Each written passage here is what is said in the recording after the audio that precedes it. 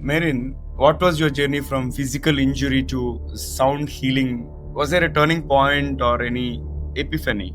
Ultimately, I had an accident. Here's my turning point you asked me about. So ultimately, I had an accident where I broke my neck in 2012. And I had to spend a bunch of months in a hospital bed. So I had to be kept with my skull off of my spine so that my spine could heal.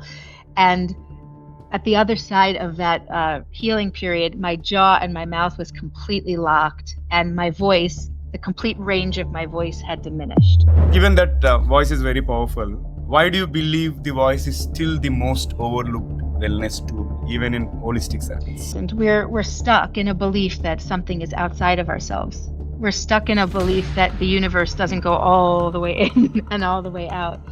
And so the whole idea of the path that is there, that if I go and I attain something and I go and I achieve something out there, the hedonia of our life, it's a trap.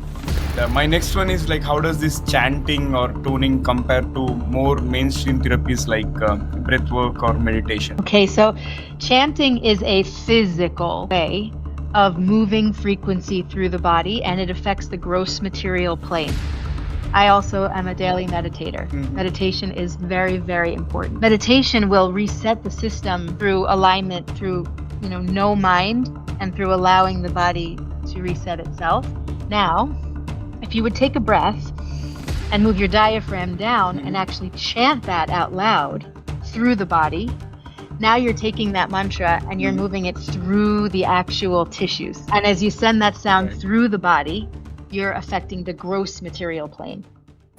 So folks, you have tuned into TGV and hearty welcome to the Guiding Voice podcast series, the world's only quadrilingual podcast at this moment of recording, and we are trying to embark into multiple languages as we speak, and here we embark on transformative conversations for a better future, and we want to simplify and amplify your journey to success. I'm your host Naveen Samala, dedicated to making the world a better place by bringing you wisdom through valuable discussions with experts designed to simplify and amplify your success. And thank you so much for tuning in.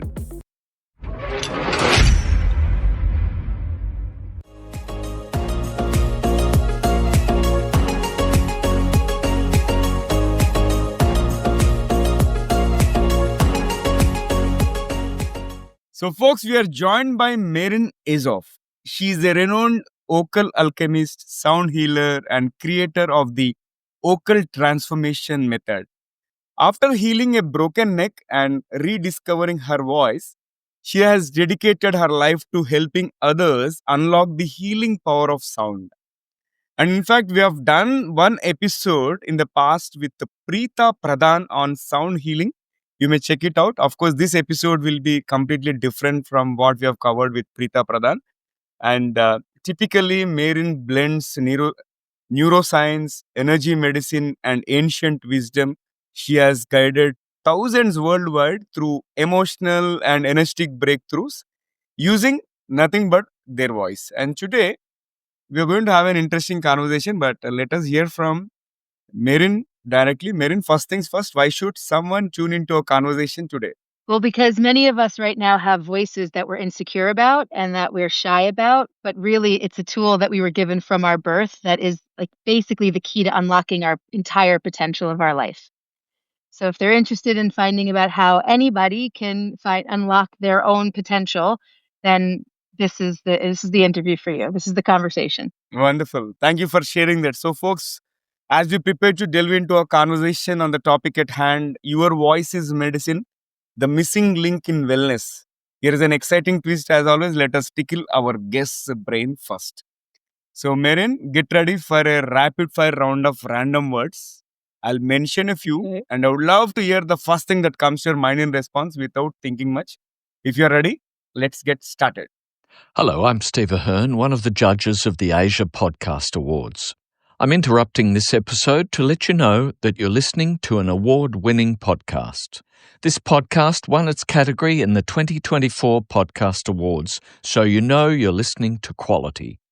Enjoy your listening experience, and congratulations to the team who created this award-winning podcast for you. My first word is curiosity. What comes to my mind first thing is what you want to know? Yes. Curiosity is perhaps the most important thing that we can re-invoke right now. To know that we don't know is everything. And whenever something comes that you think you already know about, and you already like close in on, to unlock curiosity means to really expand your consciousness in every level possible. And it's such an important key factor for all of us right now to come back into curiosity. My next word is invention. Invention. I don't know if anything is actually being invented right now. I think everything's being reinvented, and it's innovation is one thing, but invention, I feel like we keep on reinventing the same things because it all exists.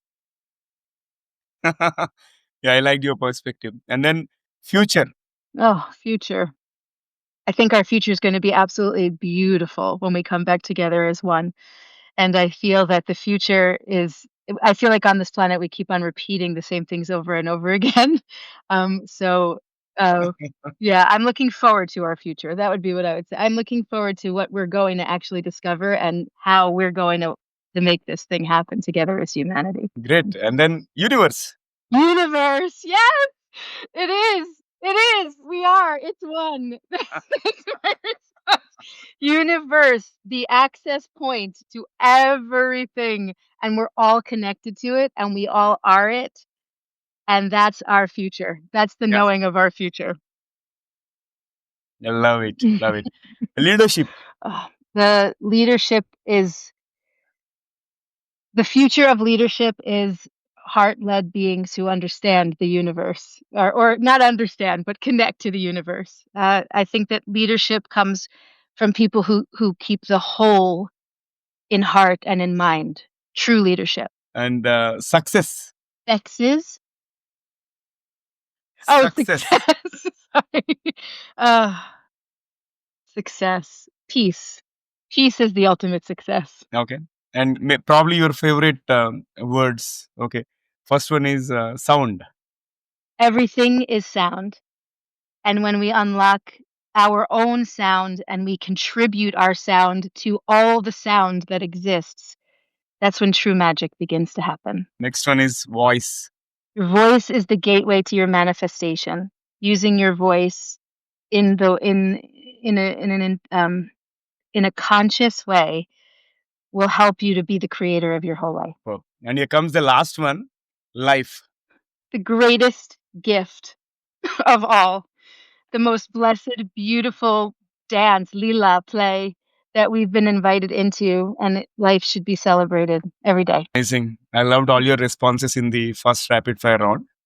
There is one more rapid fire round towards the end of the episode, so stay tuned. And first of all, Maryn, hearty welcome to the Guiding Voice podcast series, and thank you so much for being part of our journey in shaping the careers and lives of millions across the globe. How are you doing? I'm feeling great. I love those questions, and it's really wonderful to be here with you. Great. And I'm glad that you loved it. And let's get into the main conversation. So, my first standard question as part of my podcast is, who is your guiding voice? Who is my guiding voice? Yes. I think that there's a soul that's connected to everything that speaks through whatever this is. And it's a deep, deep knowing. It's an instinctual soul intelligence that I've learned to surrender to and follow. And it always guides me towards goodness. So I listen to it. That's my guiding voice. It's a deep inner knowing. All right. So, talk to us about your success mantra, as in top 3 things that have contributed to your success so far. The top 3 things that have, for my success, it's connection, it's caring, and it's inspiration. Those are the 3 things that have, yes, it's my genuine heart of wanting to see the world improved through us, as us, and then really caring to connect to others, like working with collaboration has really been a big piece of my success. All right. So, let's march ahead. And you say the voice is a direct line to healing. So, can you walk us through how vocal vibration works on the nervous system and trauma? So the voice is the only instrument of sound that a human has possession or contains that actually uses every part of our body as we're producing it. Mhm. And it requires all the bones, all the muscles, all the tissues. Every bit of us will vibrate from the inside out as we use it. So the whole vocal faculty is made up of breath and then muscles and all of the entire nervous system. And it functions through the vagus nerve. I'm going to kind of collapse it into through the vagus nerve, and can be used as a way to increase our vagal tone, which is the myelin sheath that's on the outside of the nerve that helps us with our fight or flight and helps us be more in parasympathetic than sympathetic nervous system. So when we use our voice, we actually are vibrating our vocal cords, and they actually send a signal through our entire nervous system to send us into parasympathetic, which is our relaxed state. Now, what I have found through my work is that how we support that voice is very important. And so the voice has the power to create more stress in the body or to alleviate stress, depending on how it's supported and what part, like how we're conducting the sound. So how it works through the nervous Mhm. system is when you have your breath in the right place, when you have the correct muscle support in your body, and when you're open and you're moving sound through the whole body, you actually are releasing old energy. And it's something that we Mhm. had when we were babies. It's the first thing we did when we came into the world is we cry. And that's part of our deepest instinctual intelligence to move along that which we are feeling. Mm. And so when we talk about trauma, which was the second part of what you said, um, this is stored memory inside the body, and it's emotional patterns and how our brain talks to our body, which we know is keeping score now, and is not able to heal old things in our life. And by using our voice, we literally express that out of our field of energy, which then opens up our channel to bring in new life instead of repeating the same old patterns or the same old traumas over and over again. I got it. And I think you have mentioned about the reason why kids cry when they are born. I think, yeah, that is the key takeaway for me, and very well related. And let's move forward. So, Maryn, what was your journey from physical injury to sound healing? Was there a turning point or any epiphany? Yes. So basically, in the United States, they found me as a singer at around 5 years old. And what happened when they found me as a singer, like they knew that I could sing, is that they trained me. They trained me classically, and they trained me to be a professional singer. And I feel like when we find a talent or a gift, we do that to our children. It's like you're going to grow up and you're going to be that because you're great at that. And so my voice was very performative for a long time. And yes, there was talent there, but it was like there was pressure in the performance of it. There was competition, and there were goals, and there were like pressure around my voice. So as much as I loved to sing when I was younger, I always had insecurity and pressure around it as well. Like it needed to be good, it needed to be right, it needed to hit the note perfectly or whatever it might be, right? So ultimately, I had an accident. Here's my turning point you asked me about. So Hmm. ultimately, I had an Yeah. accident where I broke my neck in 2012. And I had to spend a bunch of months in a hospital bed. So I crushed my C1, which is the top of my cervical spine, and they call it the seat of God, Mhm. which is really an incredible thing that happens. And my whole kundalini had to realign, and it was such an incredible awakening moment. But in that process, I was in traction. So I had to be kept with my skull off of my spine so that my spine could heal. And at the other side of that healing period, my jaw and my mouth was completely locked, and my voice, the complete range of my voice had diminished. So I ended up with very small Mhm. amount of what I can now do and what I was able to do before.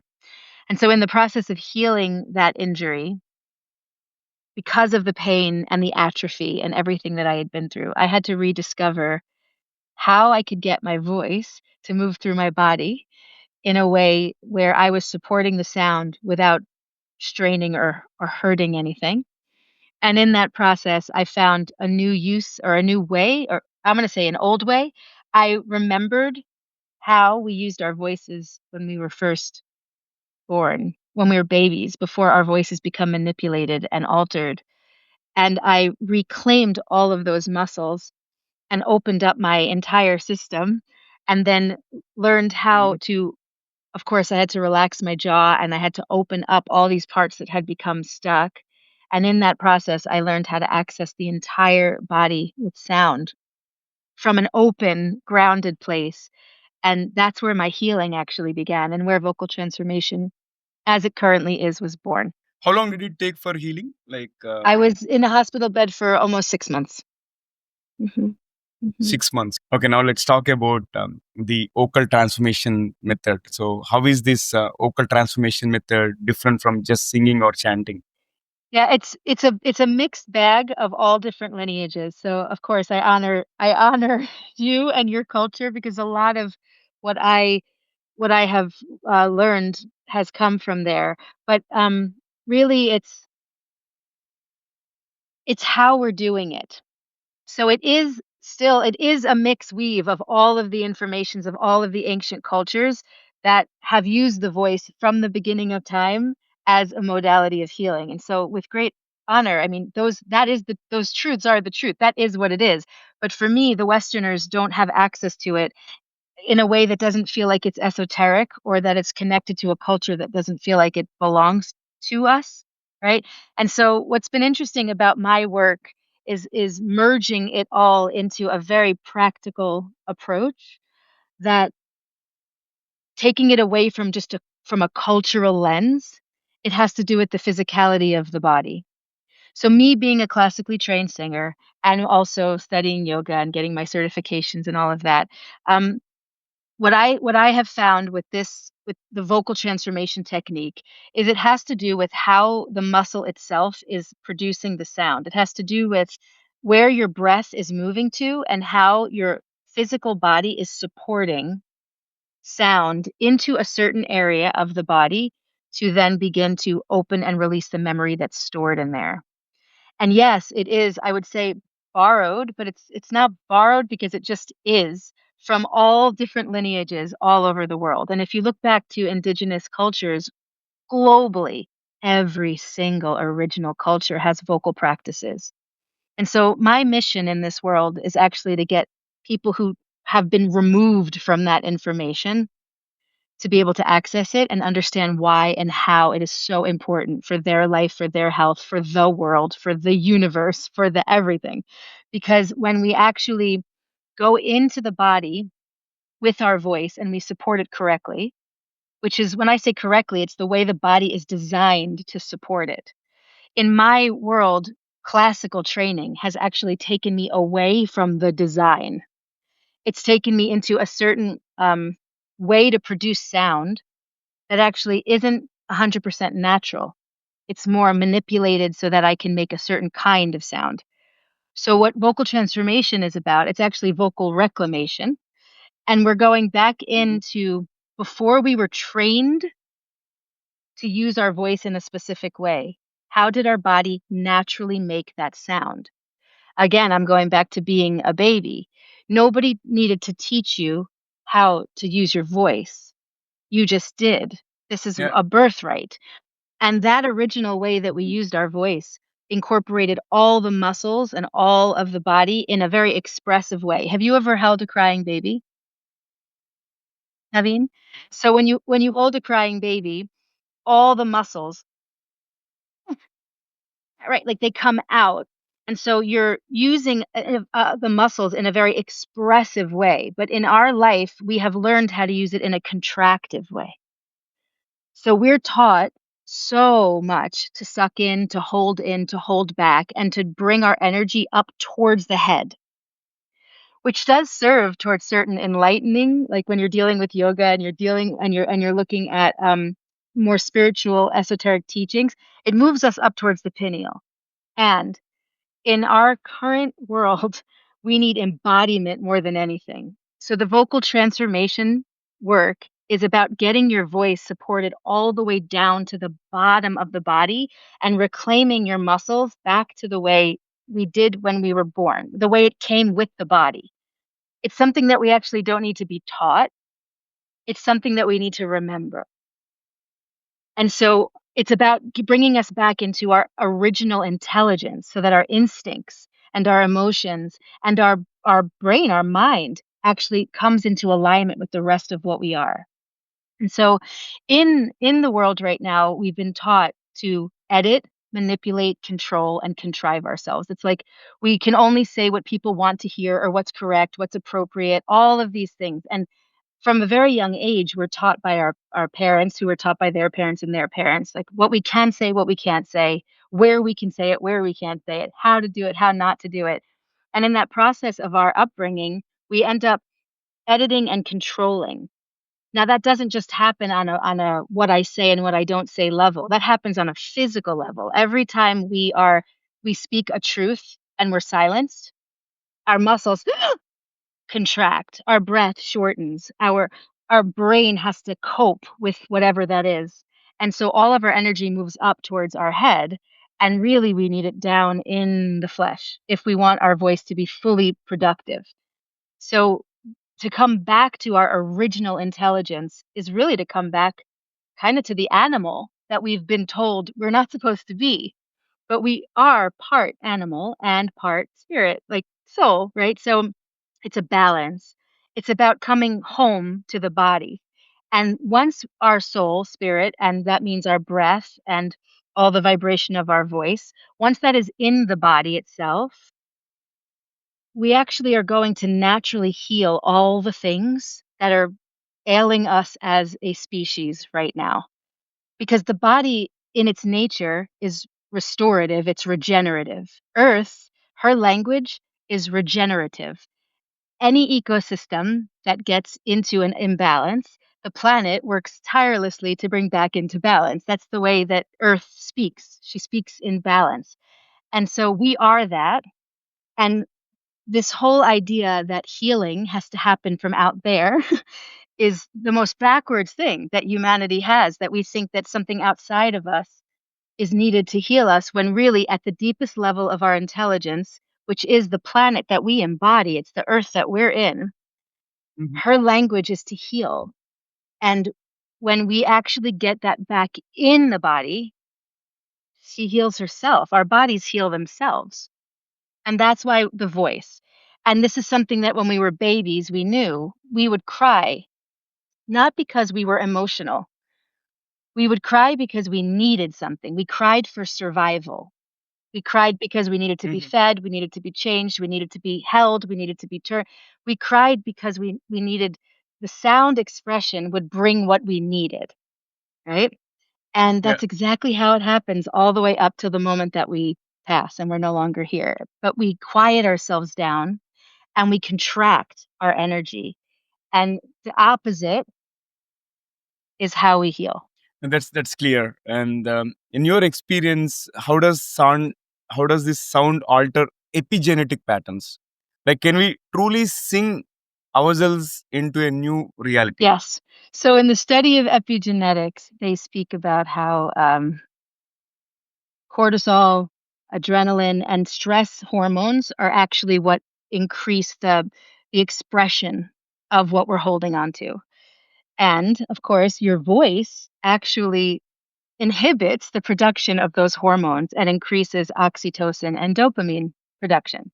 So in the scientific studies around epigenes where oxytocin and dopamine is elevated, it actually represses parts or stabilizes, I'm going to say, parts of the epigene that would normally express themselves in ways that are continuing trauma or continuing patterns that are not of growing, right? Things that take us back to the old things that happened in our epigenes.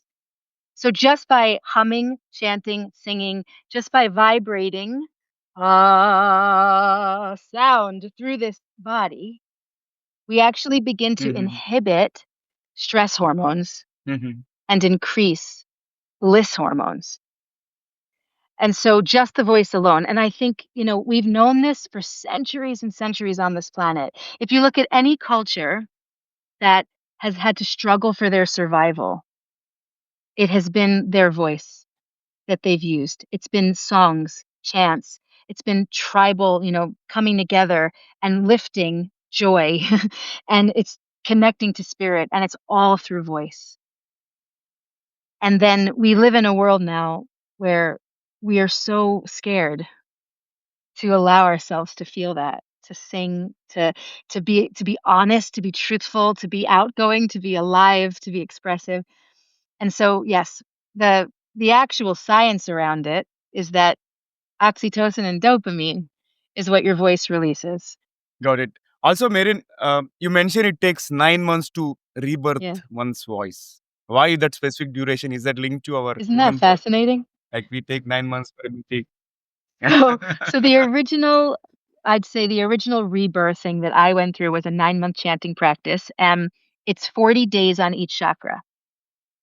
So very basic, right? ABC of the Sanskrit language are the bija mantras, the seed sounds of each chakra. Yeah. And with the thousands of people that I've worked with, they go into these practices, but they haven't done the initial chanting practices. They have mantras they work with their teachers and their gurus, but they haven't gone into the actual physical breakdown of how sound moves through the body. And to me, this is paramount. It's like to get back to that is how everything else will start to move. So each chakra represents a certain area of your life, a certain age of development, and a certain element, right? We have from the root to the crown, we have the different elements. Very simple stuff, I know. For you, I'm sure you know all about this. But when we take our voice and we support it correctly, and we go into that area and we chant it for 40 days on its own, supporting it correctly, it wakes up the nerve ganglion, the nervous system that is connected to each of those chakra points. And it starts to move and wake up what might be dormant, what might be stuck, what might be in there that's old trauma that needs to be released. And it just starts to bring it back to life and move it out. So by doing this 40 days, if you do the math for 7 chakras, it's 9 months. And when I first did it, it was fascinating to me that for the amount of time it takes us to birth ourselves, like originally for us to be birthed, is the exact amount of time with our own voice that we can reset and realign the entire system. But we have to want to do it, right? And for me, this is my big call.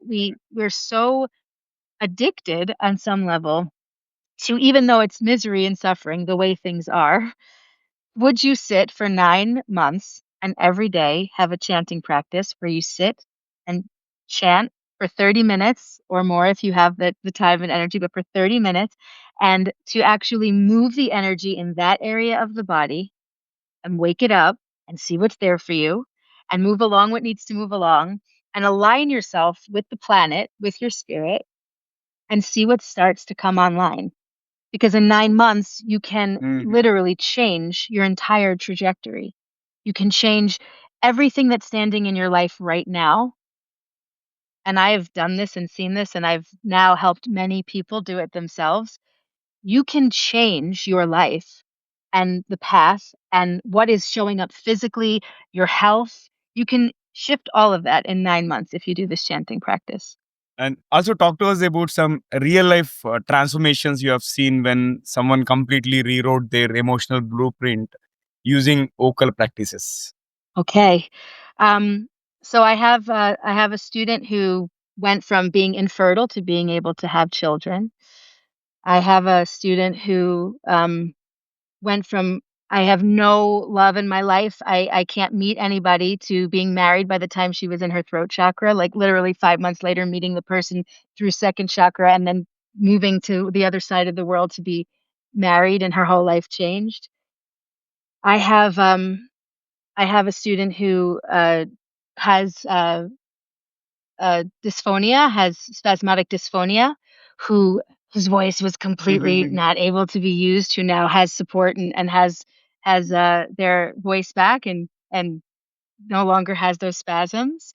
I think there's one incredible story that I witnessed, which is it's a bit deeper, but she had an abortion when she was 16 years old, and she went through this very incredible period of like endometriosis and all these things happening and things being removed to being able to conceive with the one ovary that she Mm-hmm. had left and with like half of her uterus, she conceived and carried a baby.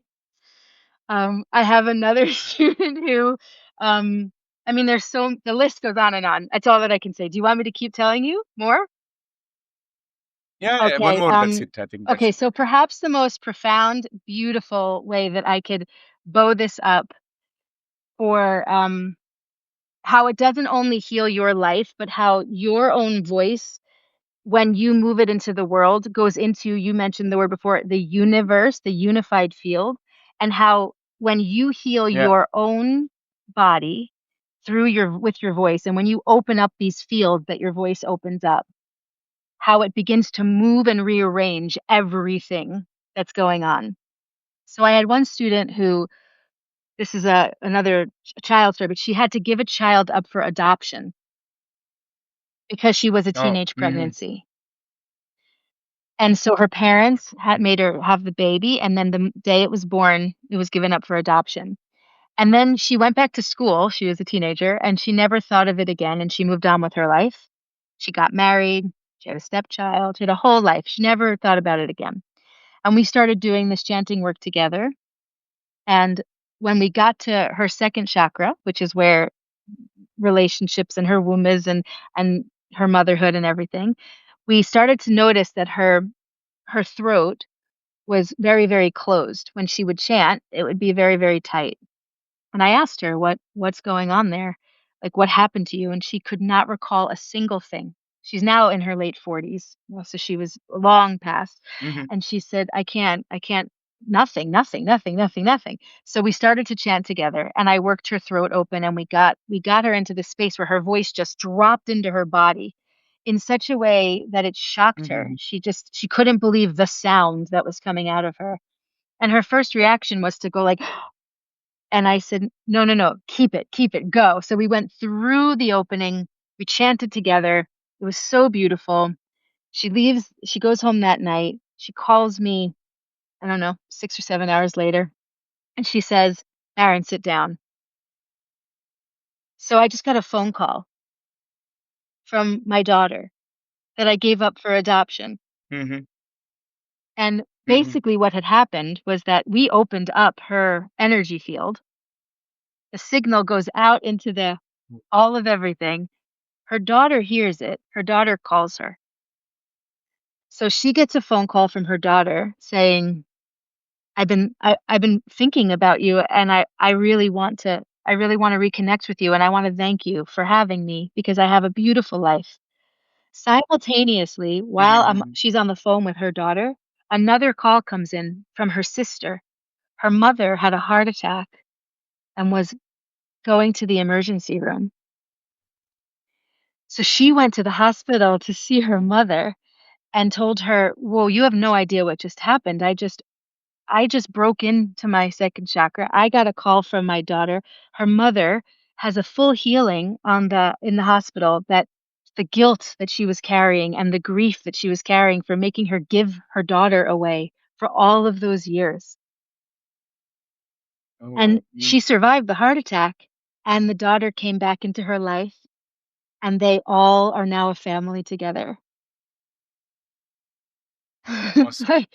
And so, I mean, So heart I touching. share that story because that's the miracle. And this is I listed four or Ah, five, but interesting. like I see this all day how when we actually wake up those parts of ourselves, we see things as if there's time space in our mental continuum, but really once we open up and heal something, it heals everything connected to it. And that's the power of our voice. Loved it. Thank you Mhm. for sharing that. Okay, so given that voice is very powerful, why do you believe the voice is still the most overlooked wellness tool, even in holistic circles? Yeah, I think that we're destined or not destined. We're stuck in a belief that something is outside of ourselves. We're stuck in a belief that the universe doesn't go all the way in and all the way out. And so the whole idea of the path. and I've been a Buddhist practitioner for many, many years. So the whole idea of the path that is there, that if I go and I attain something and I go and I achieve something out there, the hedonia of our life, it's a trap. But it does work, right? We work in both directions. So the sound healing tools that are out there, they work. Gongs work, bowls work, forks work, they work. And the idea that we could do it ourselves without any of that is something that I think it's too powerful. That's what I actually have come to believe. I've come to believe that the world outside of us wants us to outsource so much because it keeps everything moving and it keeps power outside of what we are. And so I feel like the understanding that it all exists here and that I've always had it from the moment that I was born, and that other people outside of us have told us, like, it's good enough, it's not good enough, it's right, it's wrong, all of that, for our ego to understand that our work here is to go so within and not, and yes, appreciate people for what they want to share with you, sure, but to know that the answers and everything already exists inside. And when we finally take that journey in and we meet our own being, that all the tools and all the answers are there. I just think that's so hard for us to understand when we were raised by parents who said, no, not that way, this way, we know better, or raised by cultures or religions or communities or schools or whatever that say, do it the way we're telling you to do it. I think it's so hard for us to go in and claim what is already ours. So as far as the voice goes, we have been edited grossly. And our ego questions whether or not what naturally wants to move through us is allowed. And then, of course, whether it's good enough or whether it's okay. But first, it's like, is it even allowed? And so I feel that the voice, which really, I'm telling you from my experience, is the tool. I mean, orgasms.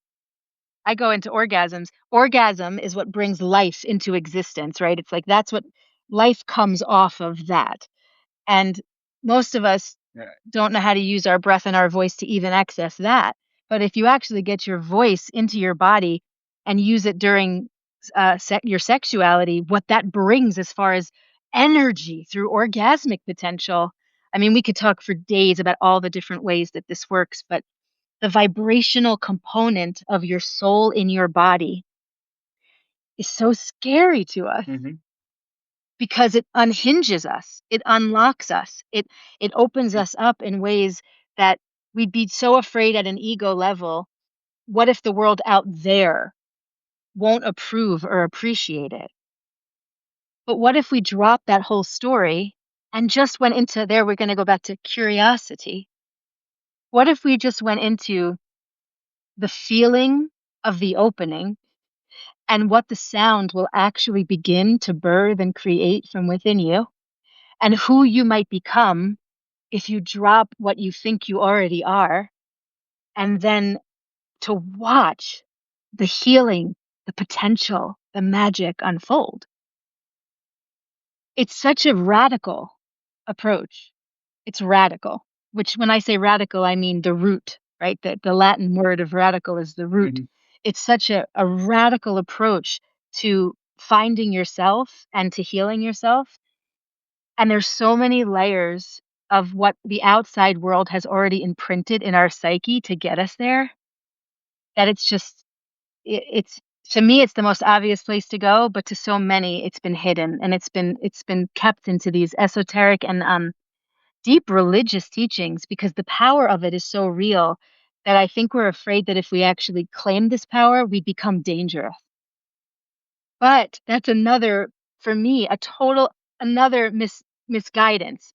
Because where I hear that humans, when power comes into a human, they become these, tyrannical, horrible beings, which is what we witness out there in the ego world. No, we're also the messiahs. We're godly. We are love itself. So when we actually come into when we actually feel our ultimate confidence and our ultimate power, we don't become bad. We're good. And what about your ability to live in that amount of love, in that amount of grace, in that amount of beauty and joy and connection and togetherness? So when we don't go into our voice and find that, we also limit the ability to feel the goodness out of our fear of experiencing something that we think is so scary and dark and formidable. So we spoke about chakras. Okay. And can you dive deep, double click that thing in terms of explain the link between chakras and the vocal expression and what happens when a chakra is blocked? How does the voice respond? Okay, good question. So the chakra system is a group of nerve ganglion that are clustered down through our nervous pathways. And each of those nerve endings tie into to nerve pathways to the organs that correspond to that area. So for anybody listening to this who don't know the basic, I'm going to just say 7 chakras because there are many energy centers that the body has access to, but the prime teaching of the chanting, which is the preliminary work of this voice transformation, is the basic 7 chakras of the body. So from the root to the crown, there is a group of nerve endings that create an electromagnetic field inside of the body and tap you in to the universal field that we have access to. And in that universal field, there is no space, there is no time, there is no distance, there is no separation. So when you begin to activate these chakras, you get access to the entirety of potential, not just what we might think based on our personal experience and our ego identity that we have access to. So each of the chakras represents certain aspects of our life, from survival to relationships with the outer world, relationships with yourself, your ability to open your heart to love and connect to chi and vitality, how you express yourself or don't, or edit yourself, what you follow through on in your life, and what you dream but never actually follow through on. And then ultimately, the vision that you can see your life being. And this is where I see so many of us are limited. We live in very practical, realistic visions. And again, I'm calling in like the visionaries. I'm calling in people who are ready to see real change here on this planet and be that real change through the power of your voice. So each of these chakras has a certain area of your life and development. And the 7 chakras first develop from the time you're 0 to you're 14 years old. And then after 14, every 7 years, we keep cycling back through it. So every 7 years, you're a new person if you choose to be. But the reason why we deteriorate is because we adopt the old version and we bring it in and we keep replenishing or reclaiming the same story, right? So let's say this woman that I told you at 16 years old has this gives this child up for adoption. So what does a blocked chakra look like?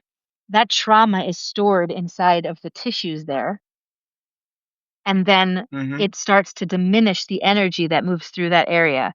It starts to look like muscles that get tight, a nervous system that gets very responsive, anxiety, depression, all of these things that we feel. But the actual physical body begins to protect those areas. So, depending on where any kind of trauma would occur in your development, then you'll see this is where tumors get developed. This is where imbalances in the organs get developed. And once that energy is in that body, if we don't express it out, if we don't move it out, it just holds. And then when we come back around to that area again, and we're in that next 7-year development, and we're back at the opening of, let's say, our heart chakra, and we're storing all this grief, and grief gets stored in the lungs around the heart. So let's say we have this grief from the first time of our development, 8 years old, let's say, right? The next time we come around to the heart chakra for its development, something in our life is going to show up that is going to bring that grief forward. This is the phenomenon that I've been watching now as I've been doing this work for 15 years. Um, Something will inevitably show up in our life that will bring up that feeling, and we'll have an option, we'll have a choice. Are we going to go into that feeling and heal it and reset that area and keep moving, or are we going to use that as an excuse for more grief? And if we're already preset programmed to have that grief as the pattern in there, we're more likely to go into deeper grief than we are to say, oh, wait, no, this is reminiscent of when I was 8. I'm going to heal this now and I'm going to move on. More of the time, it's like, oh, yeah, this is what happens. This is what always happens. That's typically how we'll go. Mm-hmm. So Yeah. we age because we Yeah. just keep on layering and layering and layering. Now, how that looks for your voice is that your voice won't go there. Your voice won't actually resonate in that area of the body. And then our voice becomes a tell of where our spirit lives inside of us. So let's say our heart is broken time and time again, right? We're meaning someone disappoints us. Our heart actually can't be broken, but that's another conversation. It's unbreakable. But with that, let's say that we keep the same sadness keeps appearing again and again and again. So we form these walls around our heart and we start protecting it. You'll hear that the voice is normally somewhere up here in somebody. It's either stuck at the throat or they talk up here a lot. There's like a lot of head in their voice, and there's not a lot of resonance that happens down below. It happens up above because they're protecting these parts of themselves. So where their energy gets sent or their prana and their spirit gets sent is to that particular resonator. If my head is overactive, my voice is going to be mostly up here, but not down in the rest of me. So the blocked chakra looks like you don't get energy, vocal energy, resonance, sound frequency into those parts of the body. And that is all going to show in your nervous system. Because where your sound is not balanced through the body, you have an over amount of energy in one part of the body, and you're taxing that part of your body instead of living in a balanced way. Got it. That's clear. And my next one is like, how does this chanting or toning compare to more mainstream therapies like breathwork or meditation? Okay, so chanting is a physical way of moving frequency through the body, and it affects the gross material plane. I also am a daily meditator. Mm-hmm. Meditation is very, very important. Meditation will reset the system through alignment, through, no mind, and through allowing the body to reset itself. And I always use the example of, let's say, TM, transcendental meditation, which is an internal mantra, right? A silent internalized mantra. So that's affecting the subtle body, that's affecting the subtle energy fields by stimulating only the mind that is thinking the mantra. You're concentrated and focusing your attention in one place, sending that mantra down into the body through the nervous system, yes, but in one localized way. You're going to be stimulating the subtle energy fields of your being. Now, if you would take a breath and move your diaphragm down and actually chant that out loud through the body, now you're taking that mantra and you're moving it through the actual tissues. And as you send that sound through the body, you're affecting the gross material plane. So what I find with the chanting practice is this is how we manifest. This is how we get our physical Shakti energy out into the world to actually productively begin to create a physical change in your world. And I think both are very important. Both need to be done. It's not just one or the other in any of it. And even breathwork moves a large amount of spirit, right? Respiration, inspiration, like we're over inspiring and then we're moving things out. And it absolutely works. But the difference between the voice and the breath work is that the voice work is going to engage your own muscles and you're directing it out.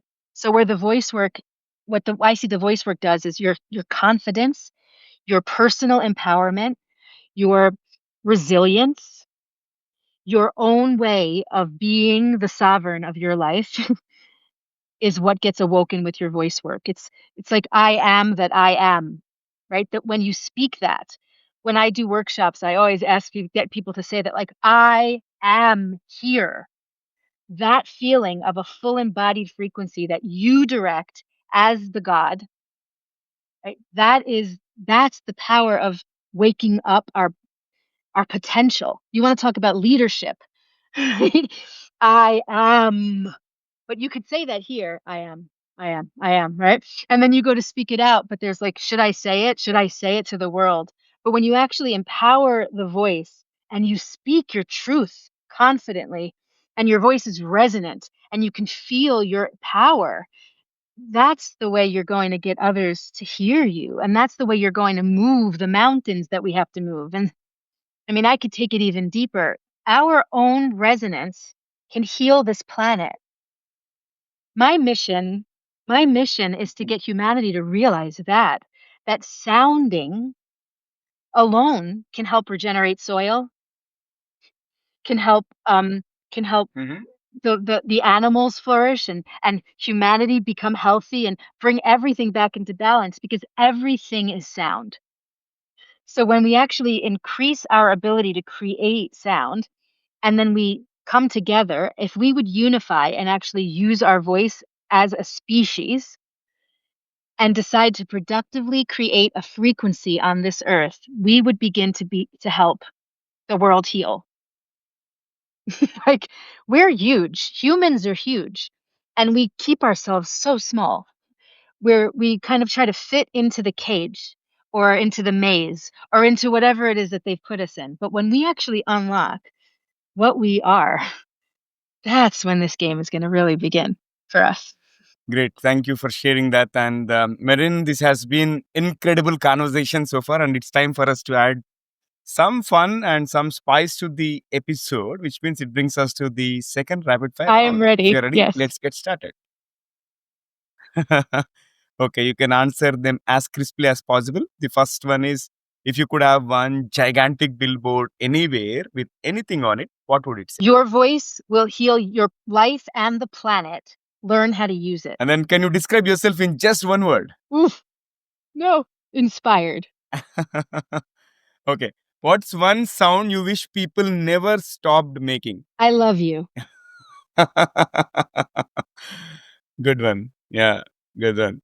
And Maryn, if your voice had a color today, what would it be and why? It's blue. It's the color of the throat chakra, but it's Okay. also blue because it's the sky, and it's the color of the water Mm-hmm.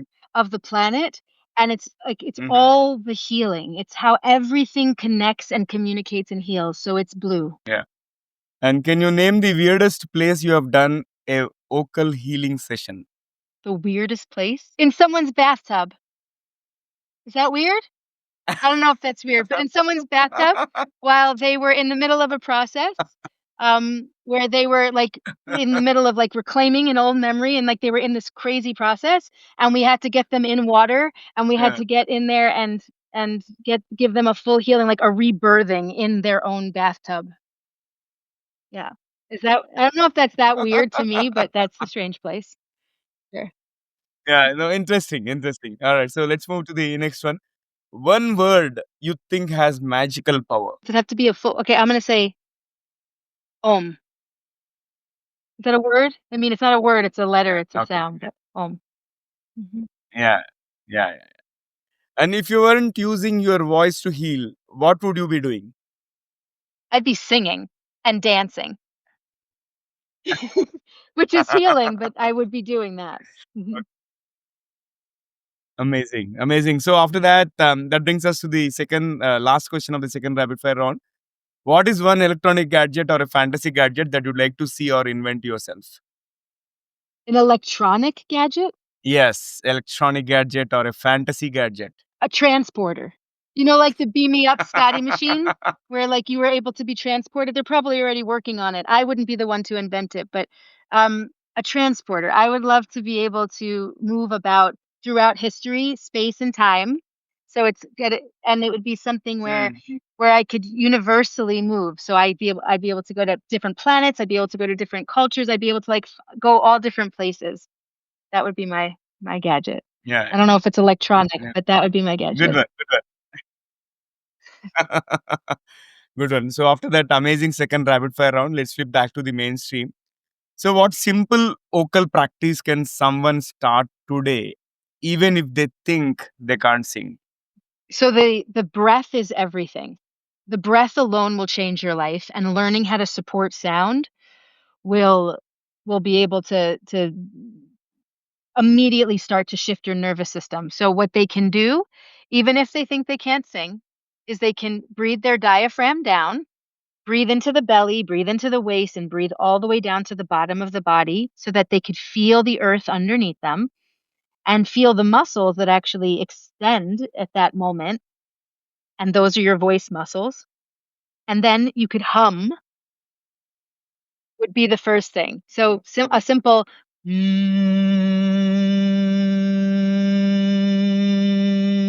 will begin to reset the system. Yeah. Do you want me to demonstrate with you? You want to try it with me? Yeah. I want to try. Okay, good.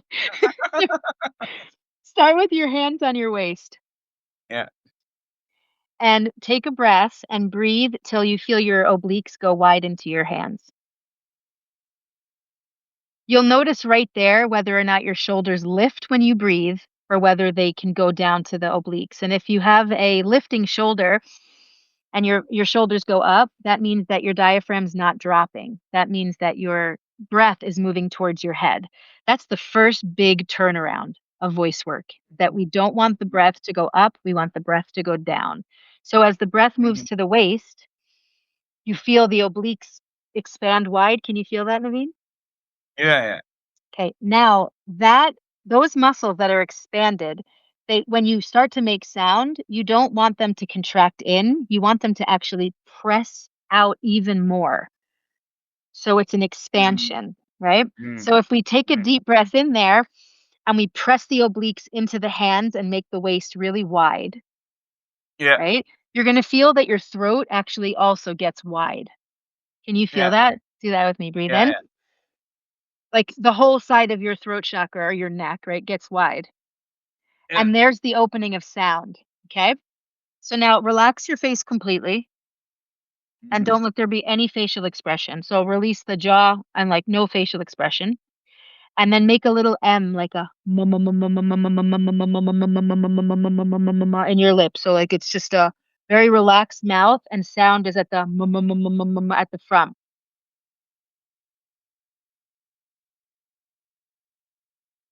Now we take the breath into the waist.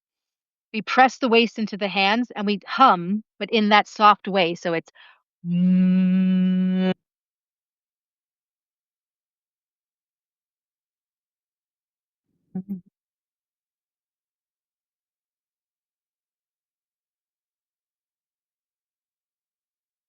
try it again. Well, you're going for a long time, but try it again. Breathe into the waist. Press the waist wide into the hands, so nice and firm, and control a nice.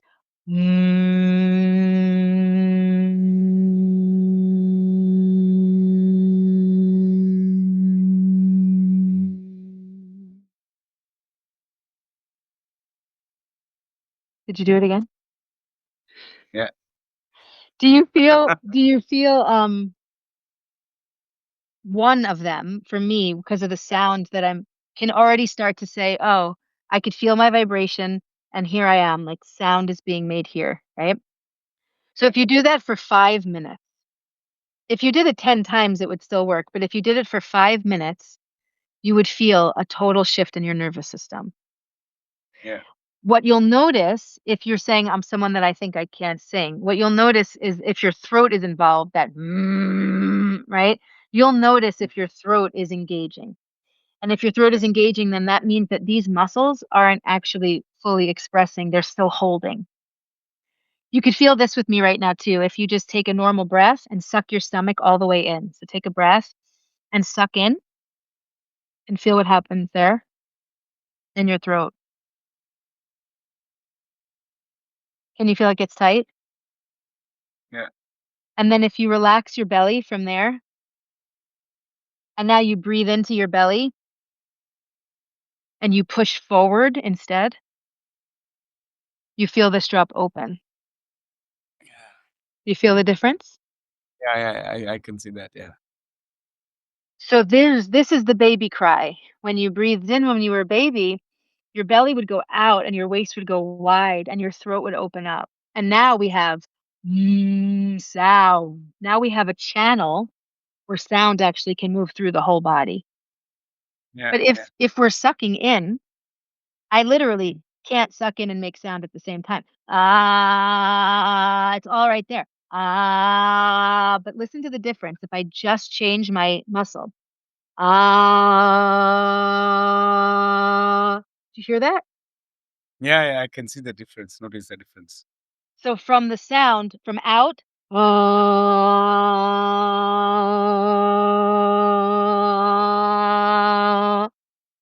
so when we hold ourselves back, we close our throat chakra.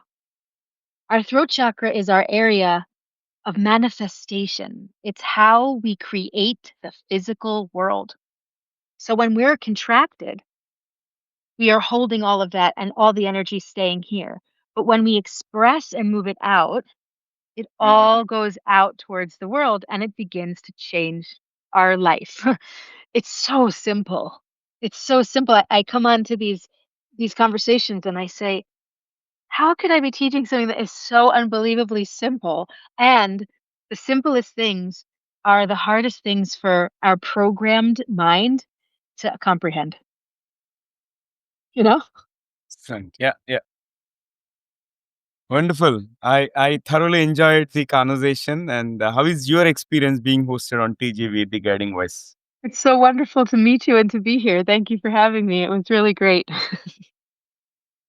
Yeah, pleasure is mine. And really looking forward to inviting you again to my show. And thank you so much for being with us today and spending your valuable time. And I wish you all the best in everything that you do.